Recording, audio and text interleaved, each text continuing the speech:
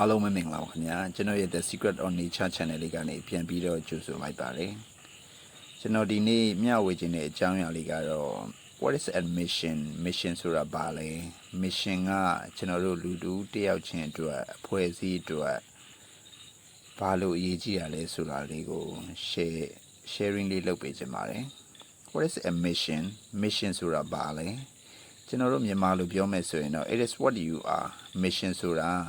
မင်းကဘလို့လူမျိုးလဲဘလို့တာဝန်တွေကိုထမ်းဆောင်နေတယ်လဲဘာကြောင့်တည်ရှိနေတာလဲဆိုတာပဲဖြစ်ပါတယ်ကျွန်တော်တို့လူတူတယောက်အဖွဲ့အစည်းတစ်ခုမှာ vision ဆိုတဲ့အနာဂတ်မျှော်မှန်းချက်နဲ့ mission ဆိုတဲ့ကျွန်တော်တို့အဲ့အနာဂတ်မျှော်မှန်းချက်တွေကိုဘာကြောင့်လုပ်တယ်ဘယ်သူတွေကိုဘလို့တန်ဖိုးတွေစာပစ်တွေပေးမယ်ဘလို့နီးလန်းနေနဲ့ကိုယ့်ရဲ့ vision ကိုကူညီပေးမယ်ဆိုတဲ့ဟာတွေပါဝင်ပါတယ်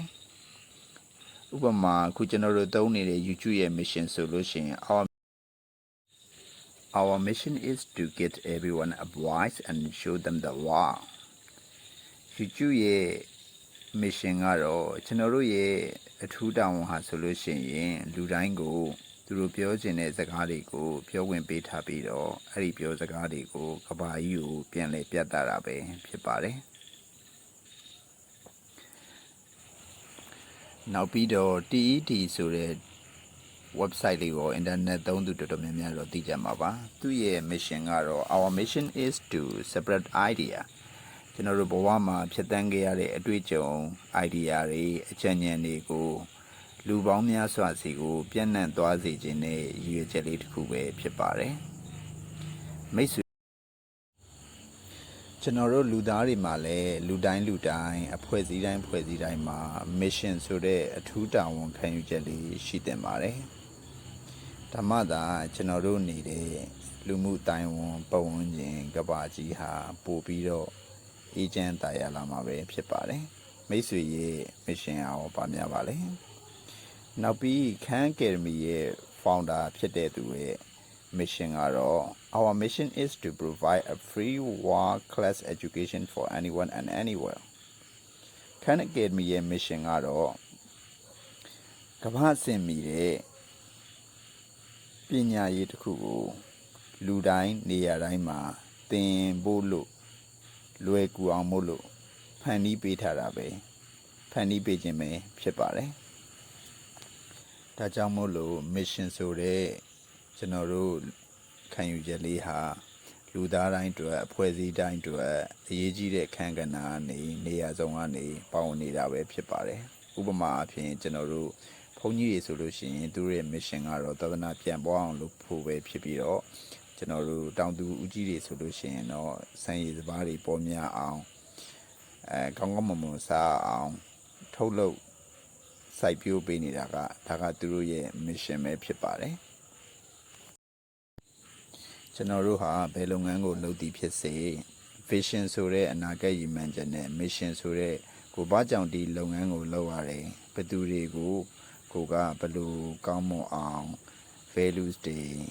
တန်ဖိုးတွေမျှဝေပေးမယ်ဟောင်းဘယ်လိုနည်းနေနဲ့ကျွန်တော်တို့ကို mission ရဲ့ objective အရာပေးရမယ်ဆိုတဲ့အချက်တွေကအရေးကြီးပါတယ်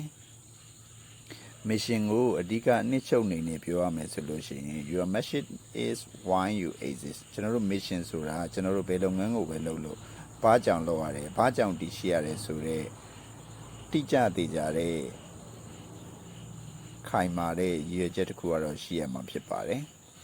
နံပါတ်1ကတော့ you are mission to guide your people ကျွန်တော်တို့ရဲ့အထူးတာဝန်ရည်မှန်းချက်ကိုကျွန်တော်တို့ရဲ့အဖွဲ့အစည်းတွေကိုကရှေ့ဆောင်လမ်းပြအနေနဲ့ညွှန်ပြပေးရမှာလည်းဖြစ်ပါတယ်။နောက်ပြီးကြတော့ကျွန်တော်တို့ mission နဲ့အတူကျွန်တော်တို့ target ထားတဲ့လူတွေအဖွဲ့အစည်းတွေတဘာဝပတ်ဝန်းကျင်တွေကိုတန်ဖိုးမြင့်ဆုံးနေပေးပြီးတော့ကျွန်တော်တို့ကပို့ပြီးတော့ကောင်းမွန်တဲ့လူမှုအတိုင်းဝန်ပို့ပြီးတော့ကောင်းမွန်တဲ့ကဘာကြီးကိုတည်ဆောက်ရမှာပဲဖြစ်ပါတယ်။ကျွန်တော်ရဲ့ဗီဒီယိုလေးကနေပြီးတော့မိတ်ဆွေအနေနဲ့တွေးစရာလေးတွေစဉ်းစားစရာလေးတွေတစ်ခုခုရသွားမယ်လို့ယုံကြည်ပါတယ် တကယ်လို့ကျွန်တော်ရဲ့ဗီဒီယိုလေးဟာမိတ်ဆွေတွေအသည့်ပညာဘ ഹു တုတတစ်ခုခုရတယ်အကျိုးရှိခဲ့တယ်ဆိုလို့ရှိရင်ကျွန်တော်ရဲ့ဗီဒီယိုနဲ့ကျွန်တော်ရဲ့ channel လေးကို like and subscribe လုပ်ပေးခဲ့ဖို့တောင်းဆိုပါတယ်အဆုံးထိကြည့်ပေးရတဲ့အတွက်လည်းအားလုံးကိုကျေးဇူးတင်ပါတယ်ခင်ဗျာ